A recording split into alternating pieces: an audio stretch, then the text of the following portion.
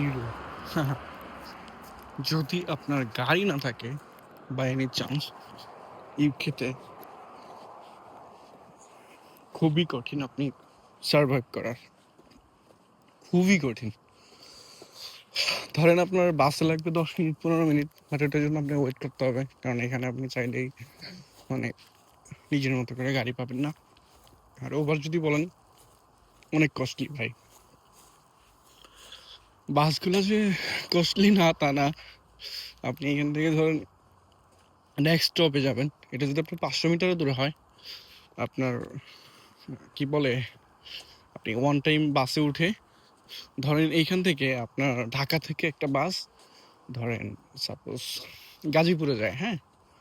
এখন ঢাকা থেকে গাজীপুরে আপনি প্রথম যাত্রী উঠলেন, গাজীপুর গিয়ে যাওয়া পর্যন্ত যত টাকা ভাড়া, আপনার মাঝখানে যারা নামবে সেম ভাড়া, মানে এটা বলে মানে ওয়ান পজ আর কি, আপনি একবার পেমেন্ট করতে হবে আর কি। সো আপনি এইখান থেকে যত টাকা ধরেন, আপনি কত 2.5 থেকে 2 পাউন্ড হয় পার মানে ওয়ান টাইমের জন্য আপনার। সো অনেকে আবার মান্থলি 500 নেয়, ওইটা অন্য বিষয়। বাট সো যারা নিবেন আর কি, সো এটা হচ্ছে কথা। আপনি বাংলাদেশের মতো রিক্সাগুলো পাবেন না। হ্যাঁ, সাইকেল পাবেন, but it's too difficult to ride. ধরেন যদি উইন্টার সিজন থাকে, আপনি উইন্টারে খুব কঠিন এটা আপনি রাইড করে যাবেন যে, কারণ শীত। আর এখানে যেমন তেমন শীত না, ধরেন মাইনাসে চলে যায় মাঝে মাঝে, বা 1 থেকে 5 ডিগ্রির মধ্যে থাকে। সো বাংলাদেশে তো আমরা 18-19-এর মধ্যে থাকতে পারি না। সো এটা ডিফিকাল্ট আর কি। যদিও সাইকেল পাবেন, বাট ওইটাও এক্সপেন্সিভ। আপনি ধরেন পার রাইডে 2 পাউন্ড 3 পাউন্ড এরকম চলে যাবে। সো এই হচ্ছে কথা। তো যারা ইউকেতে আসবেন, অবভিয়াসলি তারা ড্রাইভিং লাইসেন্স মাস্ট নিয়ে আসবেন। এখন আপনার ইন্টারন্যাশনাল নিতে হবে এরকম না, আপনি যেটা বাংলাদেশে আসে ওইটা দিয়ে এখানে এসে আপনি ইন্স্যুরেন্স পাবেন, ওইটা দিয়ে আপনি নিতে পারবেন, 1 বছর চালাতে পারবেন। এখানে আসলে বিভিন্ন ট্রিক্স আছে, আপনি ওইগুলো নিতে পারবেন। তো আমি বেসিক্যালি কার্ডটা নিইনি এখনো, আমি নিব আর কি।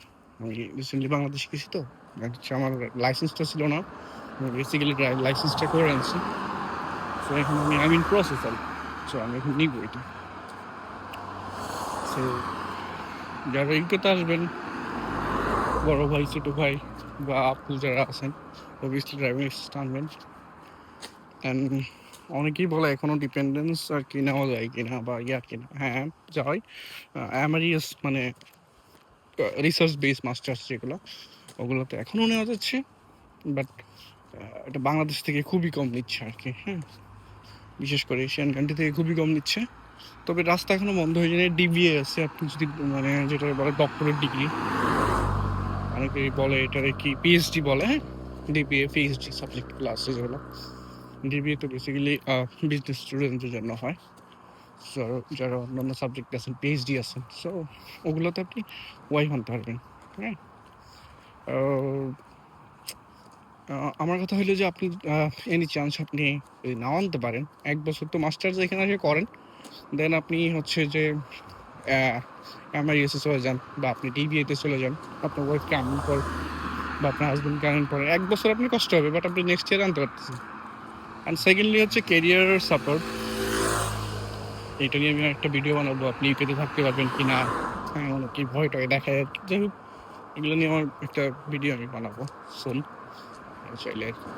সো আমি এই চ্যানেলটা মূলত খুলেছি লাইক ইনফরমেশন দেওয়ার জন্য। অনেকে আপনাকে ইউকেটা, আপনার যদি চাচা মামা খালু বা কোনো রিলেটিভ থাকে, সো তারা আপনাকে ডিমোটিভেট করবে, এটা শিওর। আমিও হয়েছি ডিমোটিভেট। আমার এখানে খুবই কাছের একজন পরিচিত আছে, খুবই কাছের মানে অনেক কাছে, এটা আমি বলতে চাচ্ছি না কে কি হয়, বাট উনি খুবই কাছের, মানে ধরেন কি বলবো একদম।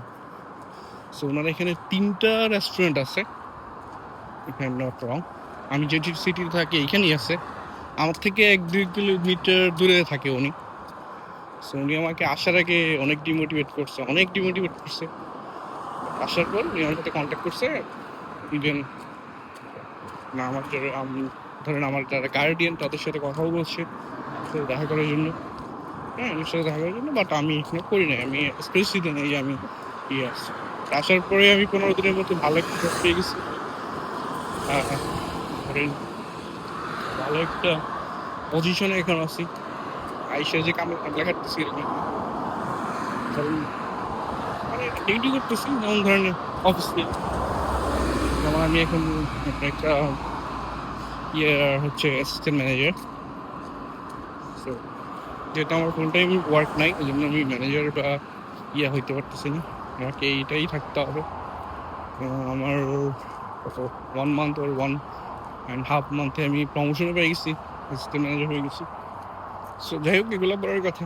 বাট আমার কথা হলো, আপনার if you have a skill, if you have potential, you have like, if you're hardworking person mentally, physically, so that you are welcome to the UK, because of they are looking for skillful people.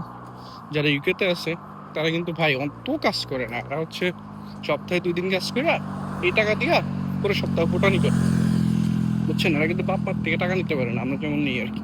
So এরকম না, এদের লাইফটা অন্যরকম। এরা যা income করবে সব ফুটানি দিবে, যখন পুরো পুরো হয়ে যাবে তখন ধরেন সরকার থেকে আপনার পেনশন ক্লেম করবে, অথবা ওল্ড এজের জন্য অনেক হাবিজাবি অনেক কিছু আছে, সো ওগুলা নিয়ে নিয়ে চলবে, বেনিফিট নিয়ে চলবে। ইউকে ভাই এরকম এরা, ওরা ফিউচারের জন্য, ছেলে মেয়েদের জন্য খুব সবাই চিন্তা করে না আর কি।